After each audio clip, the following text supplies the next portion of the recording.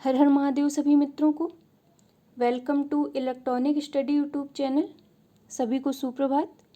Daily current affairs की series में आज ये हमारी 19वीं नंबर की वीडियो है और रोज की तरह ही आज भी हम सेशन के लास्ट में स्टैटिक जीके के कुछ वन लाइनर क्वेश्चंस को देखेंगे। तो चलिए शुरू करते हैं आज का अपना सेशन और देखते हैं पहला करंट अफेयर। आईसीसी की तरफ से जारी ताज़ा रिपोर्ट के अनुसार न्यूजीलैंड के कप्तान केन विलियमसन टेस्ट क्रिकेट में दुनिया के नंबर 1 बल्लेबाज बन गए।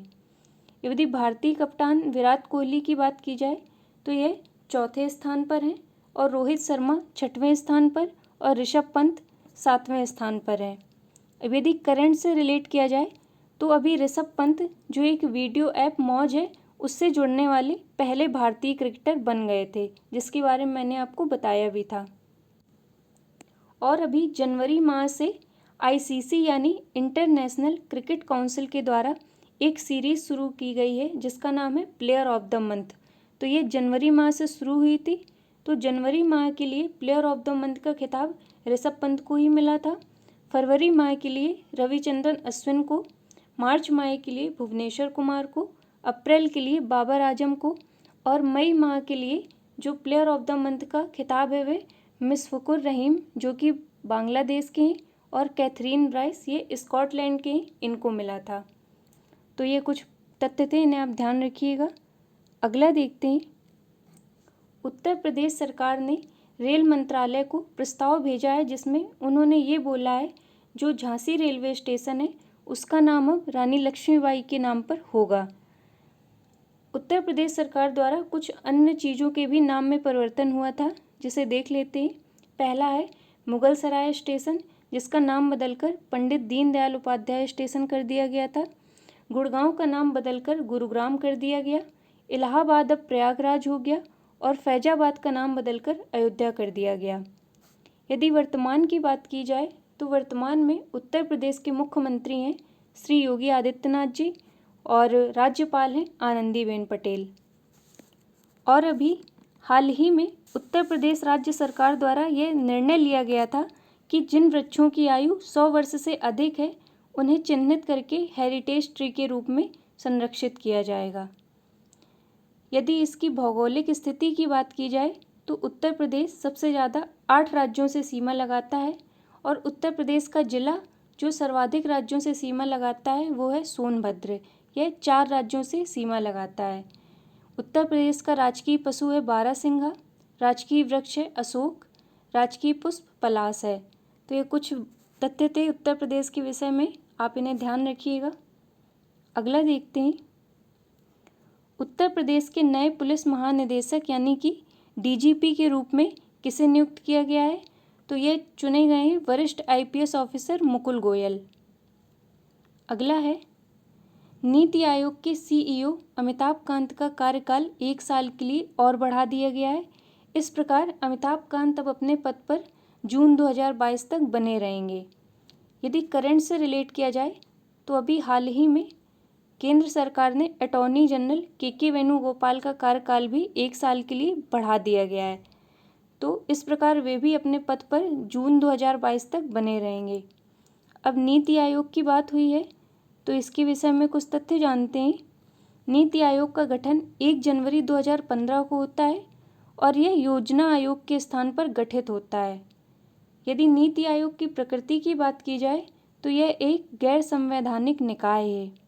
नीति का फुल फॉर्म क्या होता है तो national institute for transforming India. यदि वर्तमान में नीति आयोग के अध्यक्ष की बात की जाए तो नरेंद्र मोदी हैं और नीति आयोग के प्रथम अध्यक्ष भी नरेंद्र मोदी हैं। यह हमेशा भारत का प्रधानमंत्री होता है जो नीति आयोग का अध्यक्ष बनता है। यदि उपाध्यक्ष की बात की जाए तो डॉक्टर राजीव कुमार हैं और सीईओ श्री अमिताभ कांत हैं। नीति आयोग के प्रथम उपाध्यक्ष कौन थे तो ये थे अरविंद पानगड़िया और प्रथम सीईओ सिंधु श्री खुल्लर थे। अगला देखते हैं। हाल ही में चीन की कम्युनिस्ट पार्टी ने अपनी 100वीं वर्षगांठ मनाई है। तो ये चीनी कम्युनिस्ट पार्टी का गठन किस वर्ष होता है तो 1921 में माओ जेडोंग के द्वारा चीनी कम्युनिस्ट पार्टी का गठन होता है और साल 2021 में इसने अपने 100 साल पूरे कर लिए हैं। यदि वर्तमान की बात की जाए तो वर्तमान में चीन के राष्ट्रपति शी जिनपिंग हैं। अगला देखते हैं। भारतीय सूचना सेवा के अधिकारी एन वेणुधर रेड्डी ने आकाशवाणी में महानिदेशक का कार्यभार ग्रहण किया है। अगला है, हाल ही में पश्चिम बंगाल सरकार ने उच्च शिक्षा के इच्छुक छात्रों के लिए एक योजना की शुरुआत की है जिसका नाम है स्टूडेंट क्रेडिट कार्ड योजना। तो इसके तहत क्या होगा? इसके तहत एक छात्र क्रेडिट कार्ड की मदद से उच्च अध्ययन के लिए 10 लाख रुपए तक सॉफ्ट लोन ले सकता है और उसको इस प्रकार का लोन 40 वर्ष की आयु तक प्राप्त हो सकेगा। अन्य तथ्य में देखते हैं। यदि वर्तमान की बात की जाए तो वर्तमान में पश्चिम बंगाल के राज्यपाल हैं जगदीप धनखड़ और मुख्यमंत्री हैं ममता बनर्जी। अगला देखते हैं। Fiercely female the Dutee Chand story का विमोचन हुआ है हाल ही में। तो इसके लेखक कौन है? तो इसको लिखा गया है संदीप मिश्रा के द्वारा।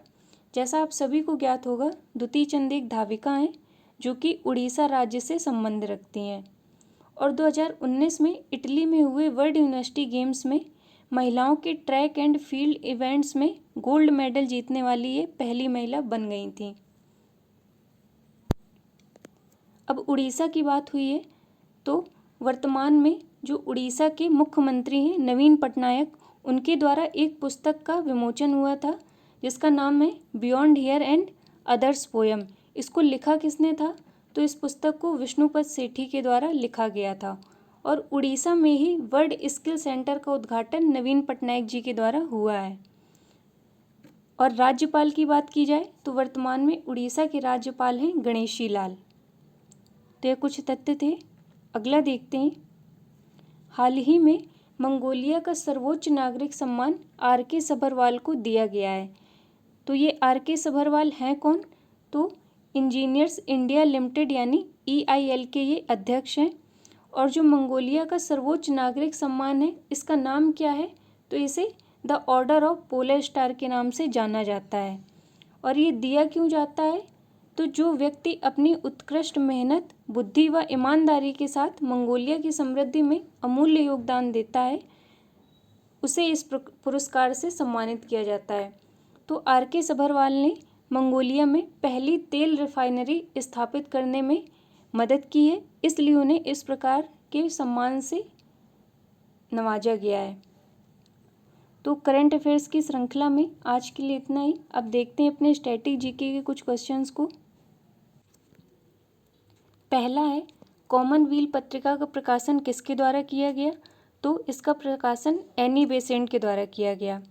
एनी बेसेंट के विषय में एक तथ्य और ध्यान रखिएगा कि इन्होंने 1916 में तिलक जी के साथ मिलकर होम रूल आंदोलन की शुरुआत की थी और इंडियन नेशनल कांग्रेस की पहली महिला अध्यक्ष भी एनी बेसेंट थी। अगला देखते हैं।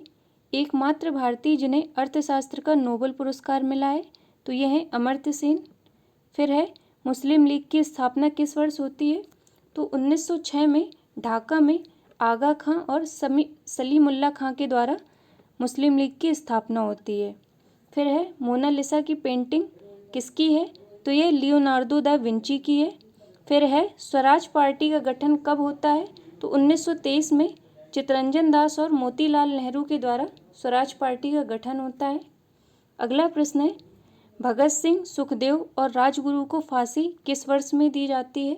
तो 23 मार्च 1931 को इन तीनों को फांसी दी गई थी। फिर है, फुटबॉल का ब्लैक पर्ल किसे कहा जाता है? तो ये उपाधि पेले को दी गई है। फिर है, राष्ट्रीय पक्षी दिवस हम किस दिन ऑब्जर्व करते हैं? तो 12 नवंबर को राष्ट्रीय पक्षी दिवस के रूप में हम ऑब्जर्व करते हैं। अगला है, भारत का सबसे ऊंचा जलप्रपात कौन सा है?